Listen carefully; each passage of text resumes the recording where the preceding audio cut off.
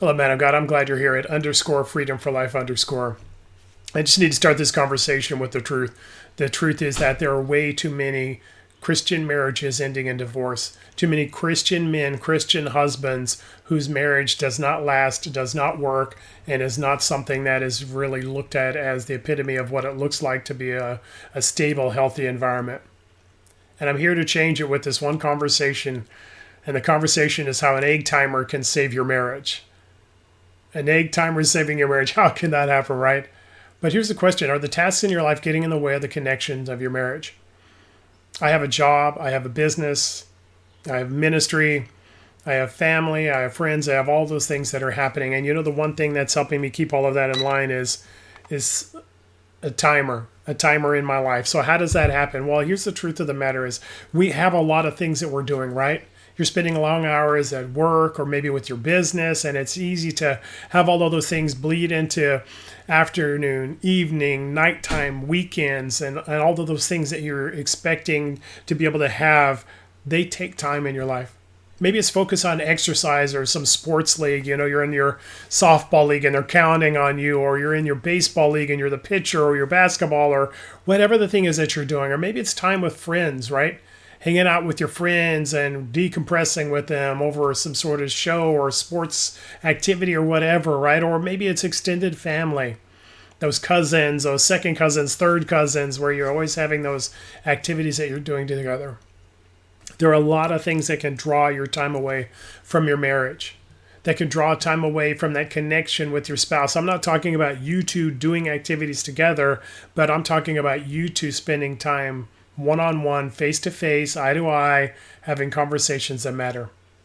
If those deeper conversations, if you're not more than casual friends and acquaintances in your home, then you're not going to have the marriage that you're created for. So how can this how can this timer save your marriage? Well, it's by helping you to evaluate the things that you're doing. I have a business that I'm working on. It's this business ministry called Life Mastery, and it is something that is done and takes time away from the family. And so for me, it's really understanding how do I do these things and grow the stuff that we believe we're meant for, the impact we're meant to have, while not sacrificing all of the time with family. I'm not talking about balance. I'm not talking about giving everything in my life an hour and a half a day so that each of those attributes and areas of my life have that same time. That just isn't going to happen. You don't build a business on a part-time basis. You don't get successful on weekends and when it's easy. There's no part-time successes in your life. So it doesn't mean that you're not going to put a significant amount of time into things you want to do. But what does mean is that maybe there's some parameters so that you can have both. So here's the question. The thing that you're doing, the activity that you have, is it necessary? Is it needed to reach the goal that you and your wife have agreed that you want to have? Health, if it's health, right? That activity, that reaching out to go to the gym, to have that sports activity so that you can have that health and that exercise. Is it meant to reach the goal, or is it just some sidebar to entertain you and have some time? Is the thing you're doing necessary, and is it needed? Which leads to the second thing. The second question I would like you to answer is this. Are you two united with your goal? Many times I have that goal that I want. I want to have that six-pack. She wants to have opportunities to tell me what her day looks like. Or she just knows that she should be a half marathoner, but what I really want to do is be able to share some time away from everybody else and all the noise of life. That goal that you have, are you united in your accomplishment of it? Are you both united in that this is something that's important for our family? It's important for us as a unit, as a couple, and therefore it's worth the sacrifice of time that it takes. If you two aren't united in what your goals are, then how could you be united in an agreement in figuring out what to do with your time? So for one of you, it may be super important and I need to have this. And for the other one, it may feel like a waste. It may feel like a substitute for the things that really matter. So first and foremost, are you united with that goal?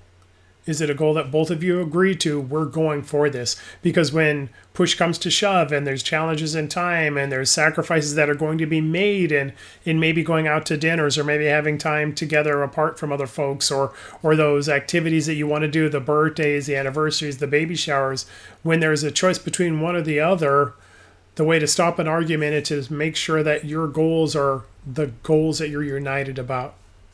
And in that place, you both understand that there's sacrifices that have to be made and there's an intentionality that you're both agreeing on. And then the third is, how do you reduce the time it takes to accomplish your task? How do you reduce the time it takes? How can you have more productivity and less time so that while we're doing these things that we need to do, while I'm going to the gym and or, doing something for my health, we're creating a business, we're opening a bed and breakfast, we're doing whatever the thing is you're doing in your life. How can you create time where it's maximized and it's not a time that's wasted? The first is this: try to make sure that you're in a flow or in a zone, which means this: singularly focusing on what you're trying to do. Not doing that task and getting distracted by an email or getting distracted by something popping up on social media, or, oh, you had this idea, oh, I need to do this, so let me do this thing real quick and then I'll get back to it. Not any of that. It's a singular focus. And that's where the egg timer comes in. When you're doing things in your life and there's, time-intensive activities that you want to do, set a timer for yourself. Give yourself a time limit of 10 minutes, 15 minutes, 20 minutes, half an hour, and it's an intentional time. And your agreement to yourself during that time is, while this thing is going until it beeps, I'm not going to do anything else. I'm going to stay at this activity. I'm not going to take that sidebar. I'm not going to answer that email. I'm not going to get into that conversation. I'm going to do this thing for however long I set the time for. And in that place, I'm making sure that I'm maximizing the effort and the energy that I'm putting into it.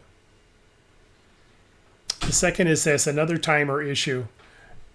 Accountability comes with punctuality.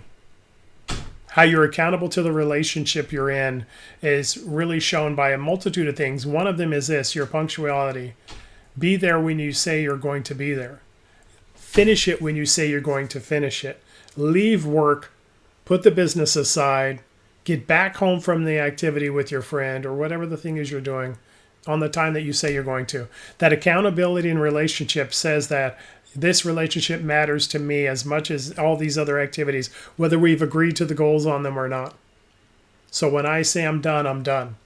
With me, that's 7 p.m. at night. My wife and I have a couple of things we like to do, shows we like to watch, time we like to spend together.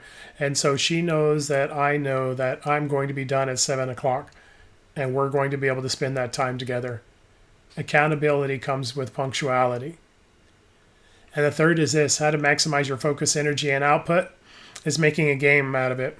And I know this may be a guy thing, and I do it all the time with all sorts of different things I have in my life. How fast can I do it is the question I try and answer. How fast can I do it? How much can I get done? How much can I accomplish in this next 10 minutes? How many emails can I answer? How much outreach do I want to give towards the sales of our business, right? How much can I do in this time frame? And in that place, what you'll find is that you'll have more and more that you're going to be able to do in a shorter and shorter period of time. And if you're doing it with singular focus and you're doing it with the integrity of intention, then you're going to make sure that your outcomes and your output is going to be just as good or better as if you had casually tried to do it over a longer period of time. Gamify it. See what you can do to beat your record last time, to do more than this time, to compress the time it takes to do those admin, those regular activities, those redundant things that you have to do. The more you can do them quickly, the more you have time to do the more important things, and the more you have time for the important relationship in your life with your wife. Adopt some of these, adopt any of these, adopt all of these, and what you'll find is that this egg timer, this timer, your timer, will be a benefit to your marriage that you couldn't have even imagined. In that place, you will have it all. Life mastery, living from who you're created to be at the highest level you're created for. Spiritually, relationally, vocationally, physically, financially. You're meant to live at a high level in all of those areas. You'll get to that place when you can really give yourself the opportunity to do it by maximizing your time, by being accountable to what you say you're going to do, by having shared goals that you both are going for, and by doing the things that you do when you meant to do them, and then showing up for your spouse in those times you're not. And in that place, you can be the husband, the father, the entrepreneur, the business owner, the person who's working in a vocation, who's a college student, whatever the thing you're doing. You're showing up and you're intentional and you're having everything you could imagine. And in that place, you're going to live a life mastery life. You want more tools and strategies, extended to learning on how to be able to live out that life mastery life, understand your identity, who you're created to be, unpack those 3 transformational tools of mastering your thoughts, words, and actions, and so much more. DM me. We can have a conversation about if life mastery is for you. Get on my calendar and we can have a bit of an extended conversation. Look down below in the description. You'll find the website. And if you do nothing else, dominate your day.